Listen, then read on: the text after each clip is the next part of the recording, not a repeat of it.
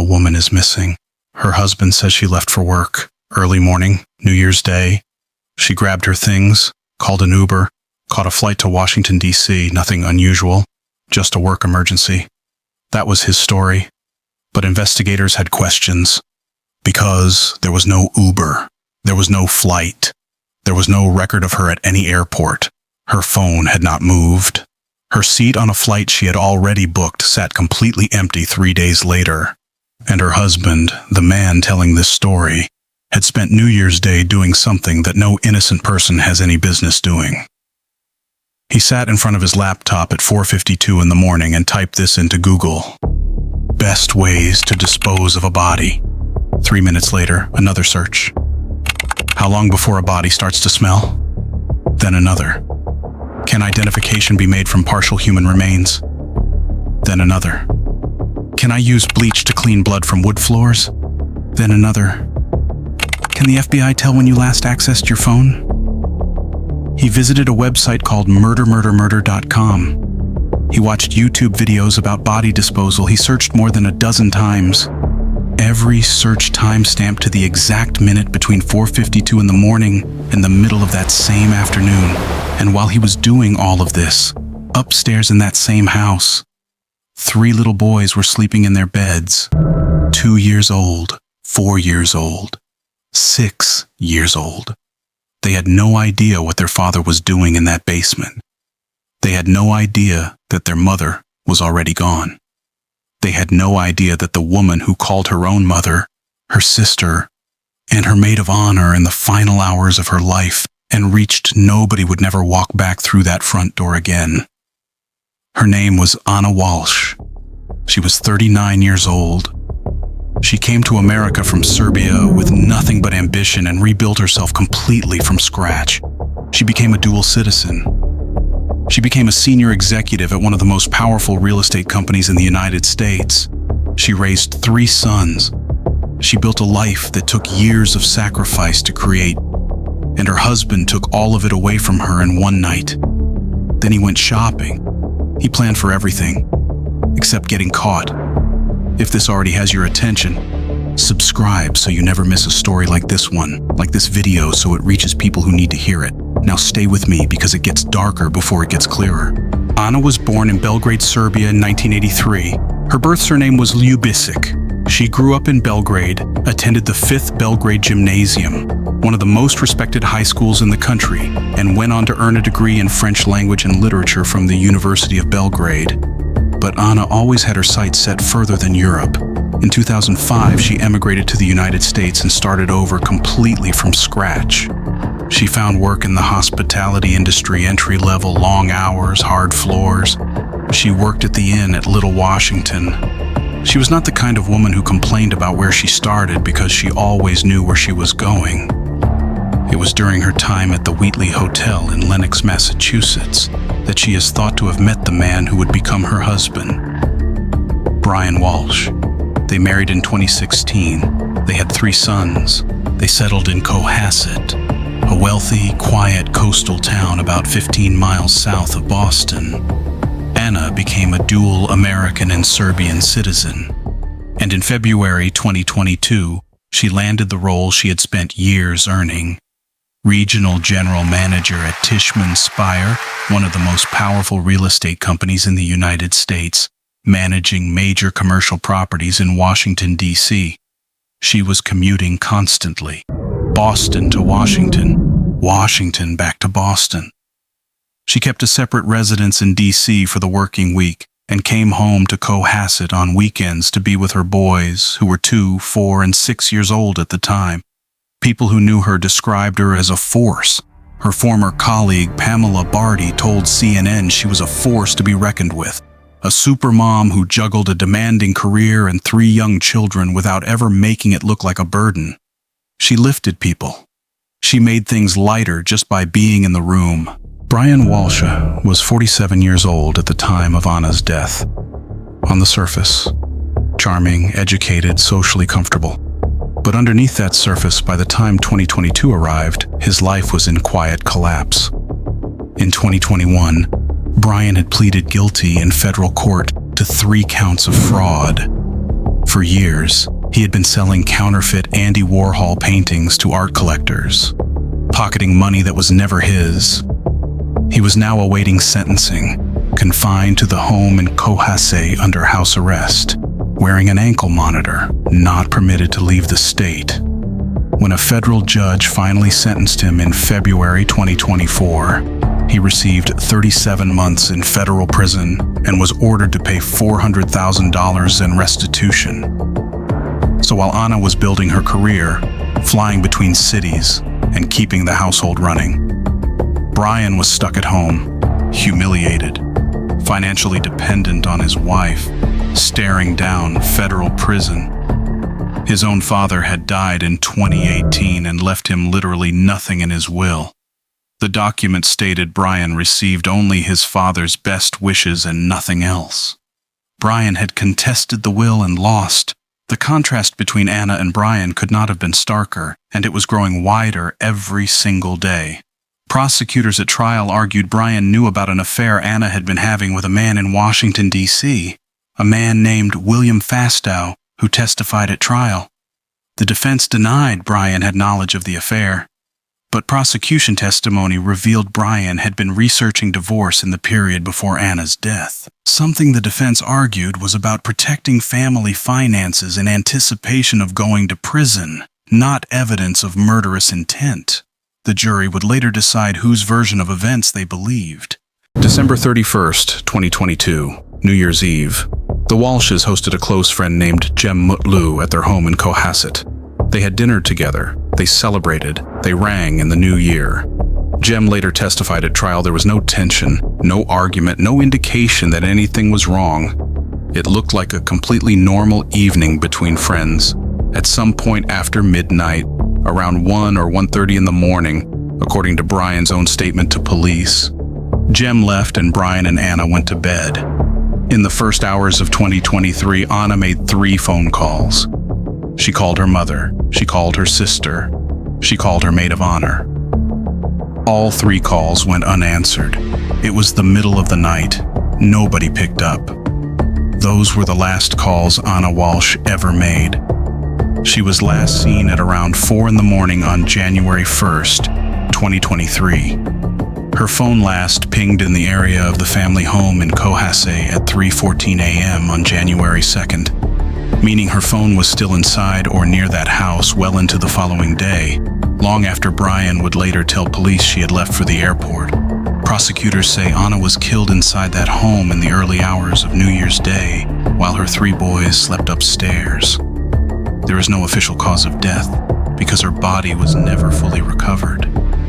But what Brian Walshe did in the hours that followed makes the picture impossible to misread. At 4:52 in the morning on January 1st, 2023, a state trooper testified at trial. Brian Walshe sat in front of his laptop and typed his first search into Google. Best ways to dispose of a body. At 4:55 a.m., 3 minutes later, he searched. How long before body starts to smell? At 9:35 a.m., he searched. Can identification be made on partial human remains? At 11:50 a.m., can I use bleach to clean my wood floors from bloodstains? At 12:10 p.m., what does bleach do to dead bodies? At 1:43 p.m., can the FBI tell when you accessed your phone? He also visited a webpage called murdermurdermurder.com, specifically a page titled 6 Ways to Dispose of a Body. He watched YouTube videos on the same subject. The searches continued over the next 3 days. More than a dozen in total about dismemberment, about crime scene cleanup, about partial remains, about inheritance timelines. State Trooper Nicholas Guarino testified to all of this at trial. Every search, every timestamp, extracted from Brian Walshe's own devices. On the evening of January 1st, 2023, hours after those searches began, Brian Walshe left the house. He drove to a Lowe's in Danvers, Massachusetts. Surveillance cameras inside the store recorded everything. He moved through the aisles with complete purpose. No hesitation, no browsing. He wore a black face mask and blue gloves at checkout. He bought a hacksaw, a utility knife, a hammer, wire snips, a full-body Tyvek hazmat suit, shoe guards, rags, and cleaning supplies. The receipt total was $463. He paid cash, no card, no record he wanted anyone to find. He then went to a CVS in Danvers, then a Stop and Shop in Swampscott. The following day, January 2nd, he went to a Home Depot in Rockland where he purchased more cleaning supplies and tarps. He also went to a HomeGoods store in Norwell where prosecutors said he bought a brand new rug to replace the one he had already cut up and thrown away, soaked in his wife's blood. Surveillance footage of Brian in that HomeGoods store was shown to the jury at trial. Then he drove back to Birch Street, and he went to the basement. Prosecutors said Brian used the tools he had just purchased to dismember Anna's body. He cut up the living room rug, the same one Ana had been photographed lying on, alive and smiling, in a family photo taken inside their own home. He packed everything into heavy black garbage bags. Into those bags went a hacksaw and a hatchet, both stained with blood. Ana's Prada purse, boots matching the ones she was last seen wearing, bloody towels, the cut-up rug with a piece of Ana's necklace still tangled in the fibers, and Ana's COVID-19 vaccination card, still printed with her name, thrown in with everything else. Over the following days, January 1st through January 5th, Brian made multiple trips to dumpsters across several towns in Massachusetts. Court TV trial records show his phone tracked him to apartment complexes in Abington and other locations across the region. He drove to the apartment complex where his mother lived and used the dumpsters there. Surveillance footage shown to the jury captured a figure matching his description, dropping heavy black bags into dumpsters, one after another, on multiple days. He was scattering the evidence. Different locations, different trash systems, different towns, making it as difficult as possible to connect the pieces. Meanwhile, he was performing the role of a worried husband. He told family and friends that Ana had left early on New Year's morning for a work emergency. He said she called an Uber. He said she flew to Washington, D.C. He told police the exact same story, that she had left the house around 6 in the morning to take a flight from Logan Airport because of a sudden job situation. Investigators checked every word of it. No Uber, no Lyft, no flight, no record of Ana Walshe at Logan Airport. Ana had already booked a flight for January 3rd, a trip she had planned weeks in advance, and she was a no-show. Her seat sat empty. She was also a no-show for other flights around the same period, records showed. And Brian Walshe, the supposedly frantic husband, never once contacted her employer to check whether she had arrived safely in Washington. On January 4th, 2023, both Tishman Speyer and Brian Walshe reported Ana missing. From that moment, law enforcement's full attention turned to the man telling the story. Police obtained a search warrant for the house on Birch Street. In the basement, they found blood. Ana's blood. They also recovered a damaged, bloody knife that had been partially cleaned. A K-9 unit searched the property, but found nothing further at the house itself. The real breakthrough came at the trash. Investigators worked dumpsters in Peabody and other locations in the area. They sorted through thousands of pounds of garbage in hazmat gear, and inside the black bags Brian had driven across Massachusetts to throw away, they found what he had tried to erase. Body parts, a hatchet, a hacksaw, shears, bloody towels, the cut-up rug, a Tyvek hazmat suit, Ana's Prada purse, boots, and Ana's COVID-19 vaccination card still with her name on it. The Massachusetts State Police Crime Laboratory ran DNA testing on everything. Ana Walshe's DNA was confirmed on the hacksaw, the hatchet, the rug fragments, and multiple other items. A forensic scientist testified to all of this at trial. Blood was found in the family home's basement. Additional stains were found on black trash bags recovered there. The broken bottom step in the basement had a blood stain. Multiple surfaces tested positive. On January 8th, 2023, Brian Walshe was arrested. Initially charged with misleading police after investigators could not verify his claim that he had visited a CVS and Whole Foods in Swampscott on New Year's Day. 10 days later, on January 18th, he was formally charged with first-degree murder. He had been walking free for over 2 weeks. The 3 boys were still in the house, with their father now under arrest and their mother gone. All 3 children were placed into the custody of the Massachusetts Department of Children and Families. The trial opened on December 1st, 2025, at Norfolk Superior Court in Dedham, Massachusetts. nearly 3 years after Ana disappeared. On November 18th, moments before jury selection was about to begin, Brian Walshe changed his plea on 2 of the 3 charges against him. He pleaded guilty to misleading police and to the improper conveyance of a human body. He was admitting in open court that he had dismembered his wife and disposed of her remains in dumpsters. But he maintained, even then, that he had not killed her. The judge ruled the jury would not be told about those guilty pleas during the murder trial itself. In his opening statement, defense attorney Larry Tipton told the jury this was not a murder case. He said Brian and Ana loved each other. He described Brian waking up on New Year's Day and finding Ana dead in their bed suddenly, inexplicably, without explanation. He said Brian panicked, made horrifying decisions and lied to everyone, but that he never killed his wife. Tipton also argued that the internet searches only began 6 hours after Ana died, meaning they were a panicked reaction, not evidence of planning.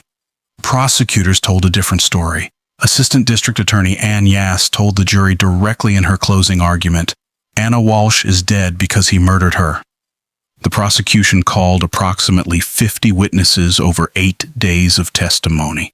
They walked the jury through every search and its timestamp. They showed the Lowe's surveillance footage. They showed Brian at HomeGoods buying a new rug. They showed footage of a figure at the dumpsters. They presented the DNA evidence item by item.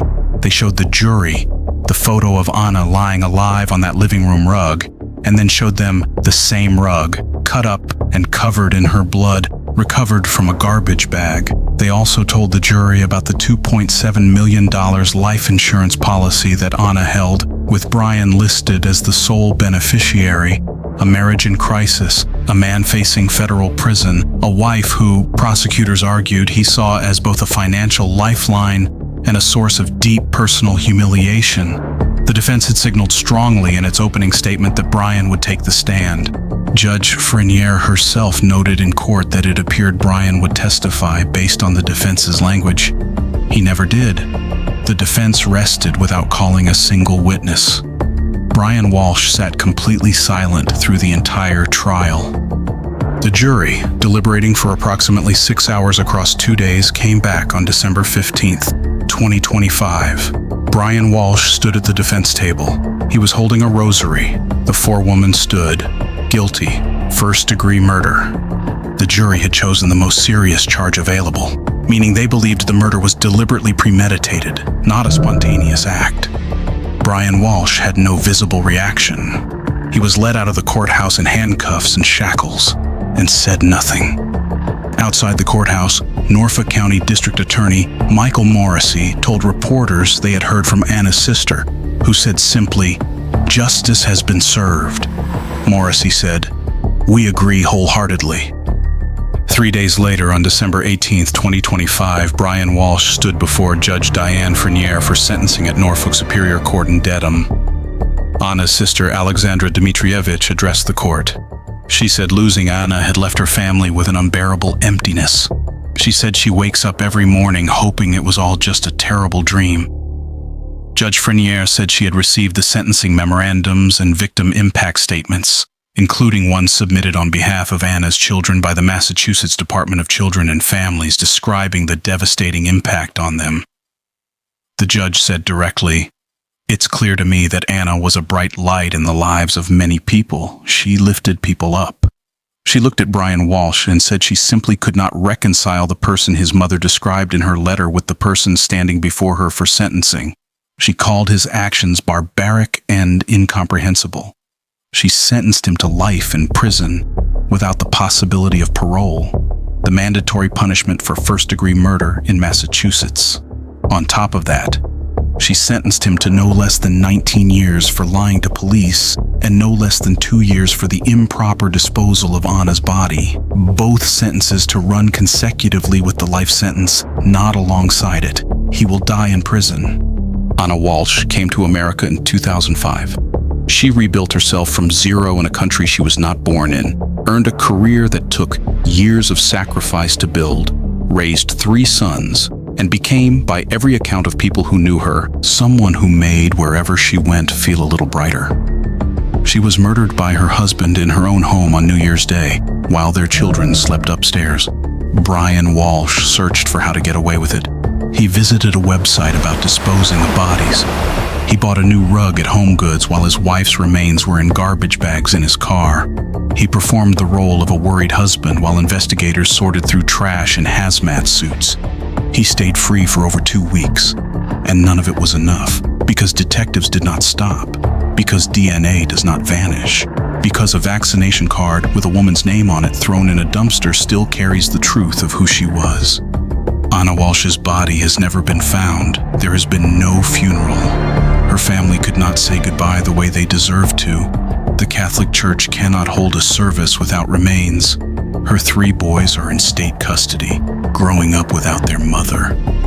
But her story has been heard around the world, and the man who thought he had erased her will spend every remaining day of his life inside a prison cell. Her name was Ana Walshe. Remember it.